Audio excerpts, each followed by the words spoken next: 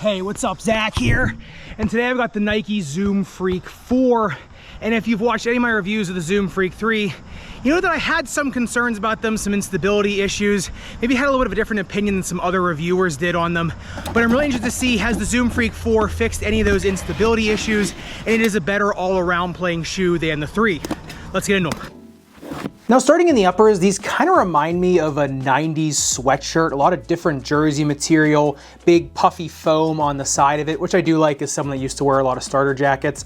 You do kind of get 3 layers of jersey material. Number one here in the forefoot, a little bit more rugged, and you kind of get just some netting here on the outside where that big lightweight piece of foam comes up over here. It does provide a decent amount of stability, which I was really surprised with, given it's just like a lightweight Phylon. And then here on the top part, just a little bit of a thicker, more kind of a little bit breathable jersey material there. What I do like is that the lace line is all reinforced up and down. Even in the ankle collar, it does have these little plastic stays on there. So even though the materials are a little bit more basic, they still do get the job done and keep the shoe pretty lightweight. And on the upper durability test, the Dremel 10-second highest grit sandpaper, surprisingly good durability on the plastic reinforced part, as well as just on the jersey netting here. Obviously, if you can slide on the inside of your foot more, you're gonna have a little more protection, a little more longevity. However, for such kind of lightweight jersey material, it actually didn't hold up all that bad to the Dremel. But getting into the midsole teardown, this is where the Zoom Freak 4 really kind of takes a fork in the road from the Zoom Freak 3. Now the Zoom Freak 4 does have 2 side-by-side independent Zoom Air units.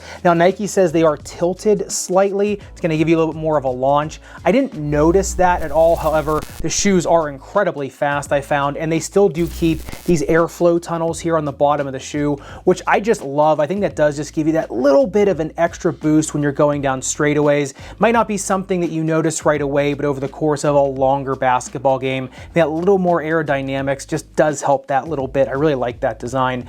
But the big difference is on the Zoom Freak 3, you get a stiff shank in the middle of the shoe. However, on the Zoom Freak 4, there is no stiff shank here. Now on the Zoom Freak 4, you do kind of get this gritting pattern here in the heel, and that they say is to save weight. I also think that's to keep the foam a little bit more comfortable under your heel. So when you put that gritting pattern in there, you are getting a little bit more forgiveness.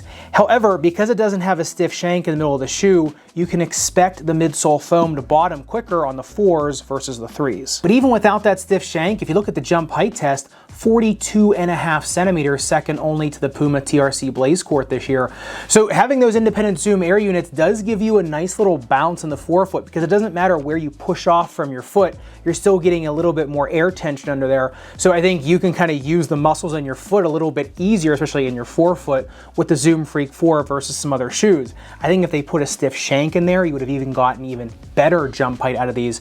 So a little bit of bad and a little bit of good here. And getting into the outsole tread, this is another computer generated tread pattern. It does resemble kind of like a topographical map. It is very kind of non-conformist, not really herringbone, not really linear. However, like a lot of Nike shoes that are being made right now, it is very, very thin rubber. So you are going to get tremendous traction on a more organic surface type court like a hardwood. However, on outdoor courts, they just don't grab as well as something with more flat herringbone or a larger surface area. So they will grip tremendous on an indoor court. Outdoor courts get a little bit of give there. And if you look at the outsole durability test, the Dremel 10-second highest grit sandpaper, a little over a millimeter of damage on only a 2mm tread depth. So, and the durometer is only 11.6. So if you are going to buy these, you're going to get better use out of them playing exclusively indoors on these. You can use them on an outdoor court. They're still pretty nimble. However, they're just going to get beat up pretty quick. But even with that suboptimal outdoor profile, still got 14.61 seconds on the shuttle test. And that's all just because on straights with the tandem Zoom Air units and that really aerodynamic frame, these things can just pick up so much speed on the straights. And with the 4s being a lot more stable than the 3s when cornering, you can still retain a lot of that speed when turning. So in terms of speed, it doesn't really matter what court you're on, you can still go pretty fast in them. And getting into the fit of the Zoom Freak 4, besides the issues of the lack of a shank, which I'll talk about in a second, all the changes they made from the 3 to a 4, I think are tremendous. Forefoot is a little bit wider and the heel is a little bit wider. wider. So if you are a narrow medium foot, you can still go true to size. If you are a 2E, you can actually just go up a half size in these, and I was just fine in them. If you're over a 2E, you probably want to go up that full size, but these are a little bit more accommodating than the Zoom Freak 3. I think it's because it doesn't have that hard plastic on the outside of it. It's more kind of that soft foam, and the jersey material just is a little bit more forgiving, and the whole shoe just doesn't taper as hard. It still is very aerodynamic, but they found a way to kind of just give a little bit more forgiveness for us wide footers as well. But the only problem is the lack of a stiff shank and all these cutouts of foam, number one for aerodynamics, number two for saving weight, just make the shoe not as durable as well as not as resistant to force. So if you're someone that has tendonitis, especially kind of in the arch, a little more arch strain or arch pain, you know, at the beginning these will be okay, and putting an orthotic in these will really help, but over time that foam is going to start to strain underneath of you, and it's not going to be able to hold your body weight up, especially if you are playing on those really unforgiving outdoor courts. So if you are somebody with kind of a little bit more snake bitten foot or leg, you might want to look into something else. Now, forefoot pain, they are tremendous for. Those Zoom Air units are so forgiving. It's just anything kind of midfoot and back, you just might notice some issues after the shoe starts wearing down because there's nothing to protect your foot in there with that shank. So if you don't mind that, or if you are a lighter player, it's not going to matter. However, a little bit more of a big player, you are going to start to notice that bottoming a little bit sooner than some other shoes. Now, if I'm being honest, I missed that shot, but we're getting into the playability of the Zoom Freak 4, quite an upgrade from the 3 in terms of side-to-side stability.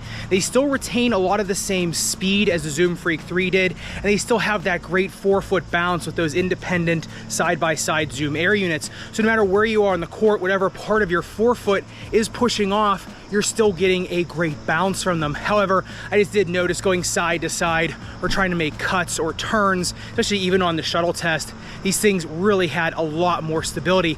I did notice the treads on an outdoor court, maybe a little bit of forgiveness there, but you're more likely to kind of slide out from underneath you than you are to roll over them. So all in all, I think because they hardened the rubber around the Zoom Air units and they kind of 90 degree, they kind of squared off the side of the rubber instead of it being so scooped and so rounded off, I think that took care of a lot of the instability issues. Now, if you are a chronic ankle sprainer, I still would not get these just because those independent Zoom Air units, that still does leave a little bit of room for instability. So if you already are an ankle sprainer, maybe stay away.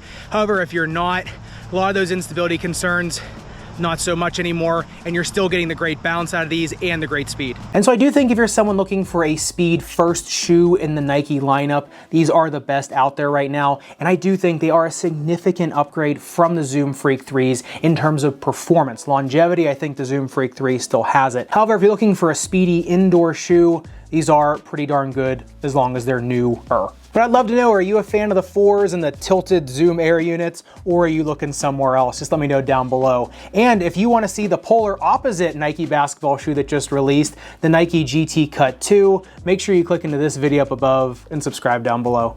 Respect your rubber and foam. I'll see you in the next video.